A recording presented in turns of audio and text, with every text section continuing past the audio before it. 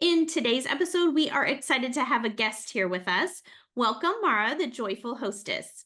Welcome to the Female Finance Collective podcast, where we encourage women to have open and honest conversations about all things money. I'm Jen, and I struggled for many years with debt and feeling financially overwhelmed, so I know how frustrating it can be. And I'm Mary Lee. As a financial planner, I've had the privilege of working with hundreds of women who've transformed their financial lives. Hey, I'm Sybil. I built my dream life traveling the world and creating financial freedom on a teacher's salary. Let's start the money conversation. Huh? We are excited to talk with her today about her business, her passions, and some tips for hosting while still staying conscious of our budgets. Mary Lee, do you want to get the conversation started for us? Yes, absolutely. Mara, thank you so much for being here today.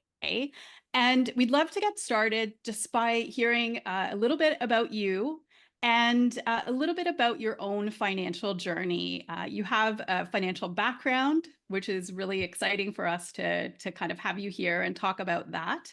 And you made a big shift in your life, and we'd love to hear about that too. Sure. Well, thank you. First of all, thank you so much for having me. I'm really excited about being here. Yeah, you're right. My journey has been unconventional, maybe to say the least. I myself was a financial planner for a number of years. I was in financial services for like 17 years. And while I loved it, and I really did love working with clients, it really was something that I wasn't as passionate about anymore. And I had always loved entertaining and being creative. And as you can appreciate in finances, there's not a whole lot of creativity going on. So when the pandemic came, like everybody's kind of had their stories about the pandemic. And for me, it was a real blessing that I could step back and really think about what I wanted the next phase of my life to look like. And I knew I wanted to do something far more creative than what I had been doing. So I sold my business and then focused on starting Joyful Hostess, which is a business that is dedicated to just helping women become more confident with their hosting skills. How did you find that transition from having that career path to starting your own business? Uh, it was scary. Can I swear? Well, I won't swear. But it was pretty scary. Because it'd been something I've been doing for so long, and then this had no roadmap, right? It was like, we're just gonna read all the things, do all the things, and try it.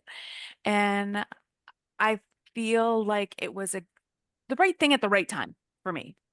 Yeah. But there was a whole lot of learning going on. Like, there's nothing you can't Google or YouTube to figure out, like behind the scenes tech stuff or whatever. Yeah. And a whole lot of financial learning too, because managing your personal finances is very, very different from navigating business finances, cash flow, all of those things. So I echo your comments on it being tough to not have a roadmap, and just every day is sort of uncertain. Right. And, from a financial perspective, if we're being transparent about it too, you didn't have like your steady income to rely on anymore. I was building a business all over again. So that was a little bit frightening. But it's all good. It all works out. And I feel like anything, right? When you're starting a business, as long as your heart is in the right place. And I had developed that work ethic as well. I mean, you can't just like sit around and expect things to happen. You really do have to like go out and make that happen. So, what I learned in the finance world about, sales and marketing, that kind of thing, I could also bring those skills with me to Joyful Hostess. Tell Are us a you little bit about the Joyful Hostess. I would love to hear, like, it was obviously your passion, right? That you ended up going with. Yeah. I grew up in a family that entertained a whole lot. Like our house was the house that, everybody hung out at. It was always the place where, friends would come, or we celebrated everything, right? We celebrated the big holidays, but we also celebrated like little things like, oh, somebody got a new car. Come over and like see the new car and we'll have a barbecue, like it was like that kind of house. And then when I grew up and had a family of my own, I know I wanted to continue some of those traditions. However, What I will say is that I grew up with a mom and a grandma that when they hosted, it had to be perfect. You know, like I talked to other people about this and they're like, yeah, we had to clean the house for like 3 days and you're making everything from scratch because, you know, you couldn't ask your guests to bring anything. Like it was a lot of work to host something. It was a lot of stress. So once I had kids, I realized, you know, that style of hosting for me wasn't working. And when I started to kind of let go of the perfection a little bit and just focusing on being present with the people who were there, because really, you guys, people aren't like looking at, you know, oh, she got cheap flowers, not expensive flowers. Like they're not looking at that kind of stuff. They're just looking at the time you're spending together. So Joyful Hostess was really born of that. It started as an Instagram page just for fun. And yeah, and then became Joyful Hostess. So Um, cool. I love that your name fits it perfectly. It sounds like you wanted to host joyfully, right? Not Exactly. perfectionistly and that ended up influencing, you know, your whole brand and your whole finances and how you ran your new business. That's amazing. Hmm. Hmm. so you mentioned like keeping things about the connection and keeping that at the heart of people's events, right? That really is why I mean, for most of us, that's why we host. That's why we want people to come over because we want that connection. We want to feel that friendship, family, all of those things. So, do you have any tips for really keeping that connection, that element at the heart of it and not maybe getting too wrapped up in the rest of it? Yeah, that's a really good question because I think it's easy nowadays, right? I mean, if you look at my Pinterest board, it's like ridiculous, the decorations and stuff like that. You know, the dream or the inspo and that kind of thing. And I will say that when I find myself getting caught up in like, you know, I've readjusted the centerpiece a bunch of times, or like I'm stressing about what am I going to serve these people? Because I still have moments like that. I'm not, you know, immune to that perfection train that sometimes takes over. And I think really what I've learned to do is just stop for a second and think, Mara, are you stressing about this because it's going to lead to perfection or is it going to lead to connection? And 99% of the times, the, sorry, the stuff, You're good. sorry, the stuff that you're like worried and stressing about is, I'm going to bet it's like not about the connection. It's about dumb stuff that nobody's actually going to care about. Right. So I I think think just taking a pause helps. I love that advice. That advice works in a lot of things in life. But I think it's interesting to think about it in this perspective because a lot of times when we're getting ready to host, I do this myself, we are amped, right? Mhm. We're like stressing about everything. It's like you're running around. I feel like you can never get your house. Like, why does it take so much longer to clean your house when you know people are coming over, right? Like everything is like high. And Yeah, so I love the idea of just pausing. And you had that phrase, perfection over connection or connection over perfection. And I love that little catchphrase because it's easy to stop and remind yourself, hold on, right? I right. think that's great advice. Yeah. I love And I that. think planning also helps. That goes a long way. Like, this Mhm. is not sexy. I'm going to say planning helps, but it really does so that you're not leaving everything to the night before. Right. And then, you know, guests are showing up the door and I'm still trying to curl my hair or figure out what I'm going to wear or that kind of Mhm. thing. So planning really also helps because I feel like the more you plan, the less you get caught up in all those little silly details. You know what I'm saying? Does that make Yes. sense? I do. Yeah. Yeah. Yeah. I've been like in my pajamas when people Yeah. rang the doorbell and I was like, why are they here 15 minutes early? Yeah. Right? I did not plan for 15 minutes early. And I was like, I should Oh my have. God. That is the biggest pet peeve of mine. Like, honestly, Jen, like guests who show up early, can we like stop? You're not, no. The ideal time for you to arrive when you've been invited, unless it's like a wedding or something that has to start on time, but if I'm inviting you to dinner, the ideal time is 10 to 15 minutes after the time I told you to be there. That's ideal. That is the consensus. Even Emily Post Institute, which is like the foremost like expert in guest etiquette and etiquette, says 10 to 15 minutes. So, I love it. yeah. I'm an advocate. I like that. It just feels stressful when people come early or even right on time. You're like, oh, Yeah, sorry, putting the last snack out. that's right. That's right. It's funny that you guys are saying that because I'm not a huge hostess, although when I do it, I really enjoy it, but I have a lot of like resistance. I'm worried it's going to cost too much money. I'm worried that no one's going to be able to come. And then I've put myself out there as a fool, like, and I just have all these like worries that stop me from hosting and having events. Some of them money, some of them just other, no one showing up or am I whatever. So do you have any tips on like people like me who are even worried to even have the event because of money or because of, putting yourself out there? It's a big it's showing up, isn't it? Sure. Do you have some tips for Sure. that kind of thing? Okay, well, I'm going to address it like two separate things. So I'm going to Okay. address the money piece because, let's face it, what we see out there in social media land and the stuff you're seeing on TV and magazines and whatever costs a lot of money. They make it seem like hosting, in order to do it right, you have to spend a lot of money, and that's like not true at all. So, I have a few ideas for kind of keeping costs down. One of them is you don't have to do a dinner. Like somehow hosting always has to be like a dinner. It doesn't have to be a dinner. It can actually be a breakfast. It can be a luncheon. It can just be tea and like cookies that you buy from like your favorite bakery. Like it can just be that. It doesn't have to be anything elaborate. So when it comes to the food, you don't have to do a dinner. Be creative. Um, the second thing is like with your decorations. Again, you don't have to go over the top with decorations. You could even, I love things that are double duty. So let's say you get a cake, it's a birthday or you're celebrating something and you get this beautiful cake or you make this beautiful cake. There's no reason why you can't use that as the centerpiece, Mhm. right? Or flowers from the grocery store are just fine. You don't have to like go to a florist and have this whole big arrangement done. Even just sourcing stuff that's like outside for free. You can go cut branches or leaves or that kind of thing and create really beautiful centerpieces. So I think creativity will go a long way in making a beautiful event without having to spend a lot of money. So don't Oh. let that money thing hold you back. Like I said, it could be just cookies and tea, Mhm. a reason I for love people to get that. together. Yeah. Yeah. And then the other piece around, what if nobody shows up? I totally get that. I mean, I get people reaching out that are like new to a city and don't really have the circle of friends to rely on, but they do want to do something. Um, the best advice I can give is that you have to go first. I mean, you have to be the one to take that step and invite somebody. And you don't necessarily have to have them to your home.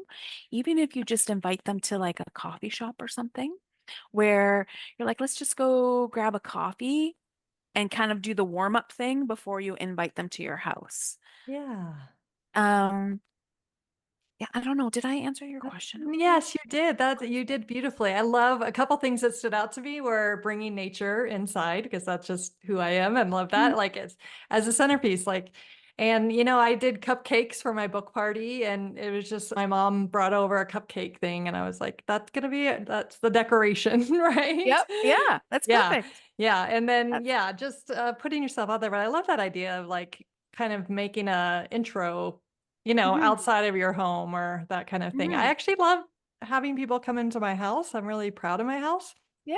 So it's interesting of that resistance showing up, but I love that idea of like meeting outside of the house as well and then inviting them in the house, I think I tell myself this narrative of people are too busy.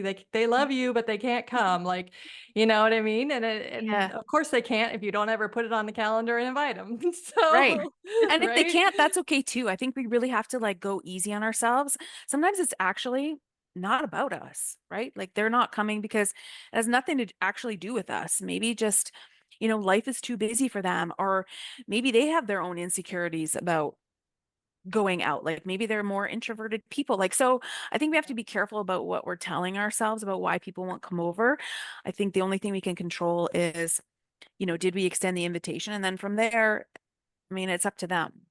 I like that a lot. I think the same advice goes to business. Sometimes when you're trying to get clients, you can't control the outcome. So it's kind of doing your best. You make the invitation and what happens is what happens. Yeah. I know from looking at your social media, one of the things that you do is thrifting for things like decor. What are some ideas or kind of things to be on the lookout when thrift shopping for entertaining? Oh gosh. Okay. So I'm gonna spill like all my secrets here. So when I do go thrifting, it's a great way to pick up goods that you can use when you're entertaining for not a lot of money. So I feel like there's always platters and plates, always. And you can find some like really beautiful ones. I tend to choose ones that are a little bit more um universal. Like so like just picking like just white or just crystal or something that's going to go with anything. So no matter what I'm doing. So platters and plates. Also, I don't know about where you are, but where I am, I feel like the linen section, like the tablecloths and placemats and napkins section, often get overlooked. Like I've picked up some really, really beautiful linen napkins, and they were like $1 a piece. So you don't have to spend a lot of money on that. Vases, any kind of decorating thing, and also silverware. Like you can find sometimes they'll like bundle the silverware, and you'll get like all this silverware for like $10 or whatever. So, um, and don't be afraid to mix and match. It doesn't have to be matchy matchy. Yeah. I've seen, I feel like I saw it on social media, but a great idea I saw was just having some containers where people can take leftovers. So thrifting for, different containers or, Hmm. dishware, just so that you can give people some takeaways if you've overbought for your party. So I really like that idea too. Yeah, that's a great idea. And That is a even fun idea. if you're going somewhere, if you're going somewhere and you're bringing something like, I know it's only September now, but the holidays eventually will be here. And then, you know, to buy an inexpensive, pretty plate and make some cupcakes or whatever and bring it to somebody and just leaving the plate behind, like Yeah. so that they can use it. Yeah. Yeah, remembering to return stuff is so stressful. So I really like that idea because I've had, plates and things like that that people brought to a party, and it's a year later, and I'm still staring at it. It's true. It's true. And vintage glassware. I have a little problem with vintage glassware. I can't help myself. Because it's just so pretty and so beautiful. And I think it's kind of like the jewelry on the table, I feel like. So when you have like some unique glasses or some pretty glasses, that also goes a long way to making the table feel special where you didn't have to spend a lot of money. And your guests won't know that, you got them for 50 cents a piece or whatever.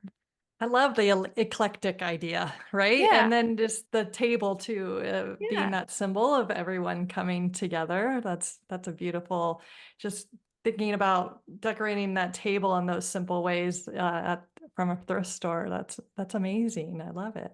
Yeah. And I always say that it's not about what's on your table as much as it is who's around your table. Hmm. Awesome. Yeah, I think that going back to your whole thing about remembering it's about the connection, that is such a good focus for people, right? And also just getting people to your table. I mean, that's Mhm. the key, right? Just taking the chance. These are all of the themes are tying together, right?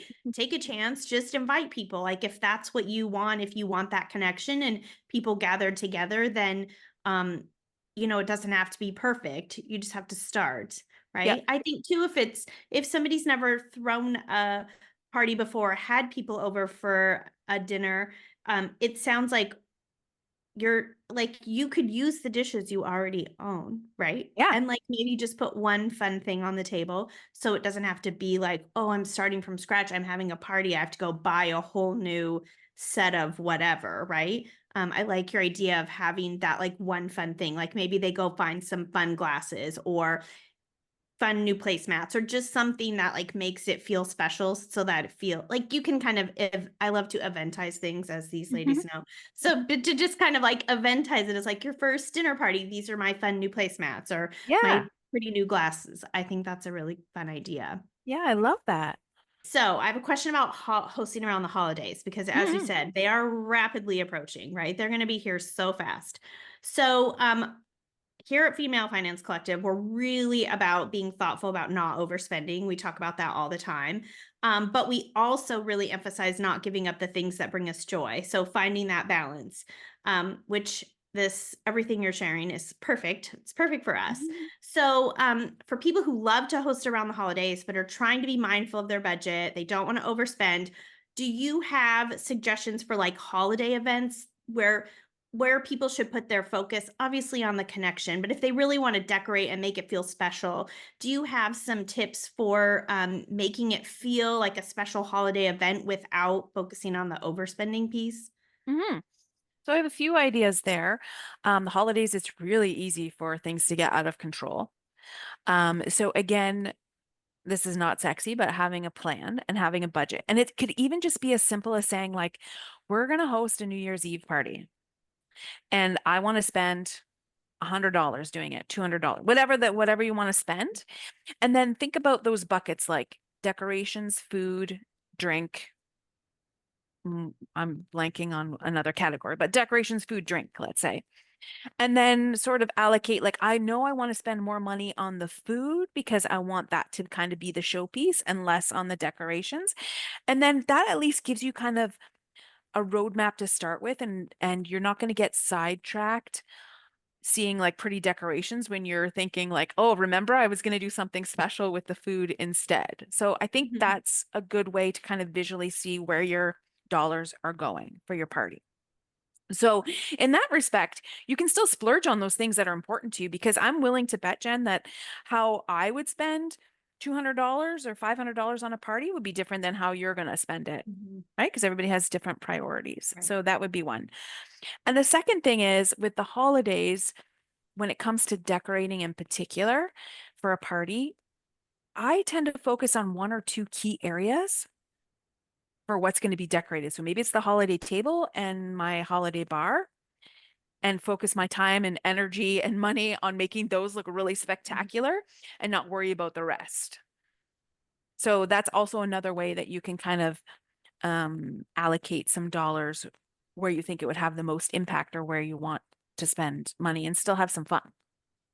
That's a great tip because I do think people feel compelled to like decorate the entire house. Like I'm having a themed event, the entire house needs to look like the themed event. And that I think is where we can easily get carried away in Yeah. our spending because we're all over the place, right? And We're just visually like, it has just a bigger impact if you spend more time and energy and money on like the table, right? That's actually more memorable than you doing like little bits on the mantle, and I want to put a little bit in the bathroom, a little bit in the entryway, and a little bit yeah. here and a little bit there. You're gonna have definitely more wow factor. Like think about a table that's just got a whole bunch of candles on it. How impactful that looks compared to candles sort of scattered here and there. Mhm. You know what I'm saying? Yes, I love that. It's giving me visuals all around of all And the you could get parties those at I've the thrift right. store. You could get your candles Exactly. at the thrift store so easily and Exactly. half burnt, so they're not all brand new, right? You could totally do that. You could totally do that. And then, just bring in some greenery. Don't let those candles burn down too low, but yeah. And then Yeah. you're done. That's it for your decorating, and it looks beautiful. Mhm. Yeah. Yeah. I like to turn the lights down. Tell Mhm. my husband, I'm like, let's keep it dark and moody. It'll feel intentional. And then no one will notice we didn't dust the bookshelf or whatever. And then our candles will look really glowy and fancier than they really are. So But true. don't you think, I love that you're saying that, because don't you think that it's a whole different vibe when you've turned the lights lower with candles and you're sitting around a table with people? I feel like people linger at the table longer. Like conversations just seem to flow easier. I don't Yeah. know. I really think, and I think that's why, like, think about restaurants that are like fancy and everybody wants to, like, it's because of the atmosphere, right? Yep. So dim lighting, candles, Yeah. same thing. That Create is, a vibe. That's what I yeah, say. that is so true. Mara, thank you so much for all these really, really helpful, entertaining tips. I'm scared to entertain, and it's always a really stressful situation for me. So I really appreciate it. And you have such lovely binge-worthy content. So tell us how best to connect with you. Oh, thanks for saying that. I appreciate it. Best probably is Instagram and YouTube. So YouTube channel has lots of like content to help make hosting easy, recipes and cocktails and what to do when guests show up too early and guests show up too late. So YouTube is like quite a resource, but Instagram is kind of where, we get to have a little bit more fun, and I still share good stuff on there too, for sure, but you get to see a little bit more of the less perfection personality, let's say. Yeah, I've checked out your videos, and they're fabulous and so helpful to ease the entertaining stress and stay on budget. Thank you so much for listening today, and please be sure to like and follow our podcast. You can find us on Instagram and YouTube at Female Finance Collective. And as always, we'd love to hear from you. And we also like to have guests on our show. So if you're interested in that, send us a message, and we look forward to speaking with you next time.